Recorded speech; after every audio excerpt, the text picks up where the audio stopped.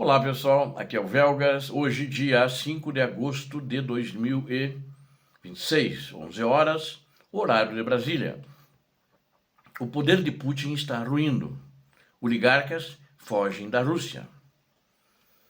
O regime de Vladimir Putin, o ditador da Rússia, enfrenta uma grave crise interna com a revolta silenciosa da elite financeira russa, dos oligarcas, dos empresários de uma maneira geral. E este vídeo justamente vamos revelar como as pessoas mais ricas da Rússia estão retirando suas fortunas do país para escapar dos confiscos estatais promovidos pelo ditador da Rússia. Veja os dados alarmantes dos gastos militares explosivos que estão esvaziando os cofres públicos e afundando a economia da Rússia. Além disso, mostramos a fuga desesperada de altos funcionários do governo e de grandes empresas que tentam escapar dos ataques da Ucrânia. Inscreva-se no canal, você que não é inscrito, agora mesmo, né? E também peço a todos que deem um like, acompanhem os bastidores do colapso econômico e militar da Rússia. Peço a todos que deixem o like, compartilhem este vídeo com seus amigos e também comentem abaixo se você acha que o regime de Putin vai aguentar esta pressão toda. Ele já está sozinho. Mesmo os que estão trabalhando com ele não têm a visão sobre a guerra diferente do que Vladimir Putin tem. E com isso ele fica isolado, eles apenas ouvem e cumprem o que ele manda. Já viram que não adianta aconselhá-lo a desistir de continuar os seus crimes na Ucrânia. E eu também acho que agora a Ucrânia tem que continuar dizendo que quer a paz, mas não adianta agora tem que continuar atacando para desgastar cada vez mais e fazer a ruína da Rússia. E é isso que está acontecendo, mas o ditador não consegue enxergar. Então, e por causa disso, o poder dele está ruindo, e ruindo por dentro. Não sei se ele já tem essa sensibilidade, porque ele fica a maior parte do tempo escondido dentro de um bunker, né? Sozinho. A estrutura de poder que sustenta o Kremlin, né, está mostrando rachaduras profundas e perigosas. Os oligarcas russos começaram a mover suas fortunas para fora do alcance do ditador da Rússia, Vladimir Putin. Este movimento coordenado sinaliza que a elite financeira perdeu totalmente a confiança no futuro do regime atual. Já não acredita no regime, não acredita no país, e muito menos no seu ditador. Que antes eles eram apoiadores de primeira hora, eles se beneficiavam desse governo, eles se beneficiavam e sugeriam as medidas que o governo devia tomar. Isso antes da guerra. Aí começou a guerra, aí vazou tudo, entrou água por todos os lados e o navio de Putin está naufragando. E não tem mais jeito de voltar. O colapso está instalado na Rússia, tanto o colapso militar quanto o colapso econômico.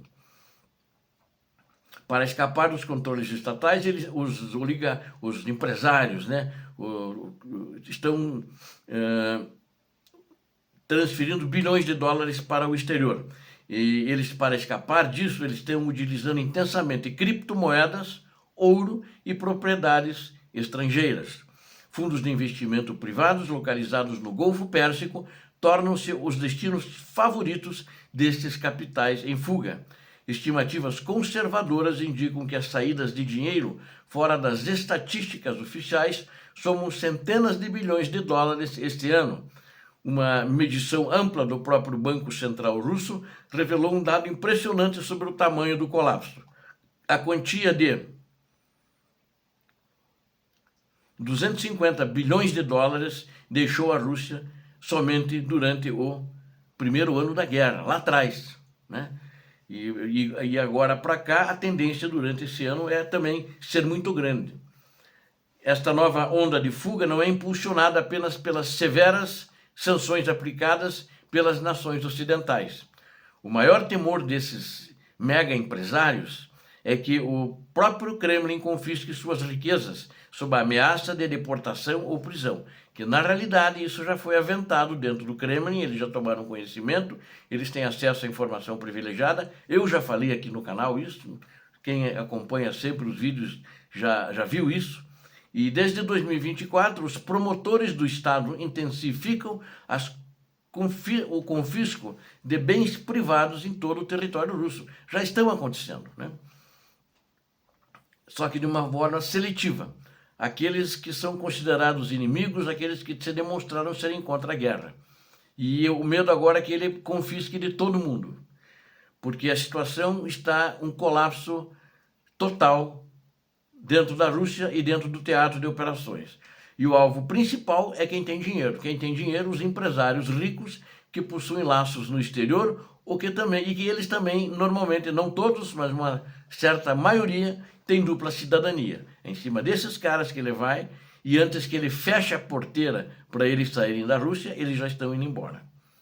Essas pessoas são vigiadas de perto, porque possuem maior facilidade para deixar o país e buscar refúgio em outras nações.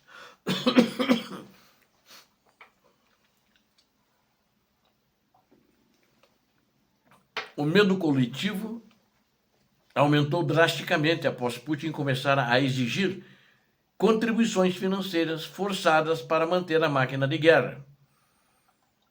Durante uma reunião fechada no mês de março, o bilionário Suleiman Kerimov propôs uma iniciativa polêmica. Ele sugeriu que os grandes empresários russos fizessem pagamentos substanciais ao Estado para apoiar o esforço militar russo. O dinheiro também serviria para cobrir os gastos públicos que estão completamente exorbitantes por causa do conflito. Putin acolheu a ideia com imenso entusiasmo. Imagine, ficou feliz, dava pulo, saltitava, né? Sendo ele mesmo o verdadeiro mentor dessa cobrança abusiva. Na realidade, ele colocou isso na boca desse empresário, que foi conversar com os empresários que não gostaram do que ouviram. Mas a mensagem também que foi enviada para eles, ela foi direta, foi clara, mas diz que teve uma parte assustadora. Que essa ainda ninguém me contou o que é essa parte assustadora. Quando contar eu falo para vocês. Mas a gente já pode imaginar. Todas as fortunas acumuladas sob o regime atual podem ser tomadas pelo Estado sempre que o governo precisar de fundos. Os procuradores da Rússia já devolveram ao controle estatal bens avaliados em mais de 440 bilhões de euros. Então, estão se apropriando de tudo que podem, né? Este montante confiscado inclui grandes propriedades agrícolas, participações em minas de ouro e até o aeroporto um dos aeroportos internacionais de Moscou, Domodedovo, que em Moscou é um aeroporto internacional, era privado de alguns empresários ali russos. Oligarcas rebeldes fogem com bilhões da Rússia. Diante do roubo institucionalizado promovido pelo ditador, muitos russos ricos preferem arriscar tudo para retirar seus ativos do país. O dinheiro está sendo enviado em massa para paraísos fiscais e nações com regras financeiras flexíveis, né? Tipo offshore, na minha avaliação, né? O dinheiro está sendo enviado para esses locais. Destinos mais procurados são Chipre, Emirados Árabes Unidos, Turquia, Arábia Saudita e alguns países africanos. Nações vizinhas como Mônaco, Armênia, Cazaquistão e Quirguistão também registraram uma forte entrada do capital russo. Eu falei Mônaco, país vizinho, mas Mônaco não é um país vizinho da Rússia. Fica lá, é vizinho da França, né? Eu, por engano, escrevi aqui, mas eles estão mandando para Mônaco também. Não é para qualquer país que eles vão, que tem países que não serão bem recebidos por causa das sanções. Agora, por exemplo, a Inglaterra, né? A Inglaterra tem muito capital russo congelado, apreendido, assim como a França, entre outros. Os mercados imobiliários e de criptomoedas na cidade de Dubai tornaram-se ferramentas fundamentais para os oligarcas. Essas jurisdições permitem movimentar fortunas inteiras, escapando simultaneamente das sanções do Ocidente e do controle de Moscou.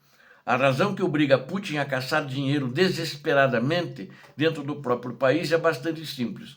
Os cofres de guerra da Rússia estão esvaziando. E o que tem dos cofres é tão pouco que ele não consegue comprar muita coisa e nem poder fabricar rapidamente, enquanto os custos operacionais continuam a explodir. porque a inflação na Rússia está crescente.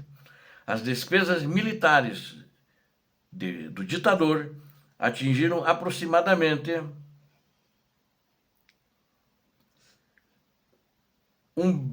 175 bilhões de euros no ano passado.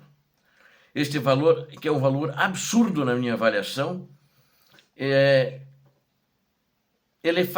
dá aproximadamente 8% de todo o produto interno da Rússia. Nenhum país investe esse valor assim tão grande. E o produto interno da Rússia, ele é falseado.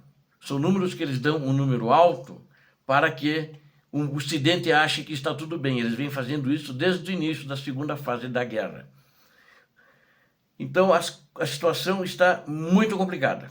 Os gastos militares declarados, isso declarado, porque tem muito gasto que não é declarado.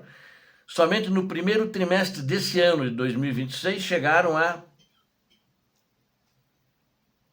640 bilhões de euros. Essa quantia consumiu quase metade de todas as despesas russas do governo, as despesas federais, executadas pela Rússia nesse período. Os custos totais relacionados à invasão, desde o início em 2022, já ultrapassam cerca de 581. Só um pouquinho. Me esqueci de colocar ponto aqui. Deixa eu...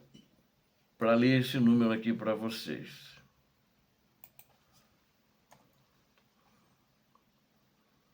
€581 bilhões. São números absurdos. A crise financeira destrói o mercado de Moscou, de uma maneira geral. Toda a economia, ela destrói essa guerra. Acabou com a Rússia. Enquanto os gastos sobem, as receitas que financiam o governo russo estão sofrendo uma queda brutal.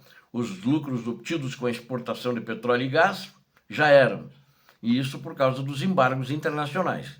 A Rússia é forçada a aplicar grandes descontos no preço do seu combustível para conseguir compradores na Ásia. Além disso, o aumento nos custos de transporte e a queda global dos preços reduziram a margem de lucro do Kremlin. Outro fator devastador são os ataques bem-sucedidos da Ucrânia contra refinarias e infraestrutura de combustíveis em solo russo. Os déficits no orçamento público da Rússia estão constantemente acima de todas as previsões feitas pelo Ministério das Finanças.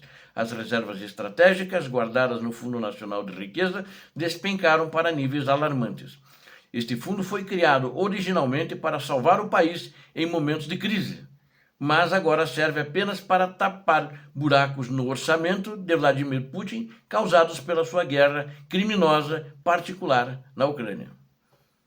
O reflexo desta ruína econômica atingiu em cheio o mercado financeiro da Rússia.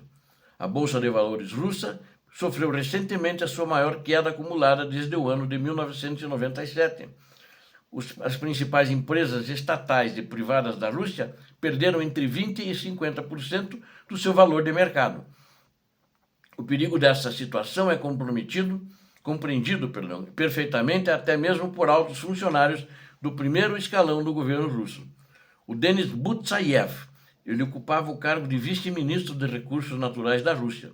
Ele foi demitido agora bem recentemente de suas funções. No exato dia de seu afastamento, ele foi embora da Rússia secretamente, não passou pelas vias legais, senão não deixariam ele sair. E foi para os Estados Unidos da América, que o acolheu como exilado.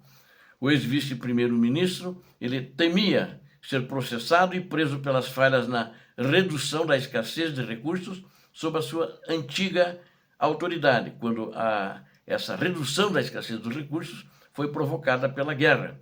A fuga cinematográfica de Butsayev demonstra que o desespero para sair da Rússia não se limita mais aos empresários.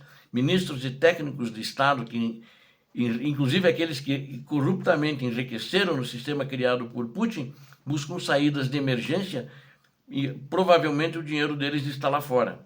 Toda essa crise ocorre porque Putin exige sacrifícios imensos, mas não consegue oferecer nenhuma proteção real para a economia. As empresas que deveriam financiar a guerra estão sendo destruídas fisicamente no próprio território russo. Por quem? Pelo governo russo. Governo do ditador Putin. A gigante de comércio eletrônico, que é a maior do país, A Wildberries é um exemplo claro desta nova realidade de guerra. Eles sempre gostam de se comparar à Amazon global internacional, mas eles apenas são restritos ao mercado russo e também àqueles países que faziam parte da comunidade de estados independentes quando ruiu a União Soviética, que já não tem todos aqueles países. A Ucrânia, por exemplo, está fora, a Armênia caiu fora, tem outros também que caíram fora.